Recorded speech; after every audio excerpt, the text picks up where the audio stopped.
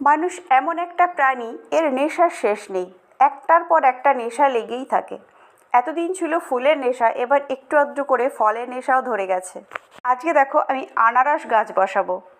আনারসটা কেটে নিয়েছি, আর বাদবাকি যে পাতাগুলো ছিল সেখান থেকে ছোট্ট ছোট্ট শিকড় বেরিয়েছে। এইটাকে বসিয়ে দিলেই আনারস গাছে কিন্তু 2-1 বছর পর থেকে আনারস ফলতে শুরু করবে। চলো কিভাবে বসাই গাছটা সেটা তোমাদের সঙ্গে শেয়ার করি। ছোটোবেলায় দেখেছি আমাদের বাড়িতে এক ধরনের আনারস ছিল, সেগুলো দেশি ভ্যারাইটির, অনেক বড় বড় পাতা হতো। কিন্তু এইগুলো ছোট ছোট ভ্যারাইটির। আমি এর যে মাটিটাতে বসিয়েছি, মাটিটা পুরো ভার্মি কম্পোস্ট হাফ, আর হাফ হচ্ছে মাটি। এখন কিন্তু কোনো খাবার এক্সট্রা কিচ্ছু দিইনি।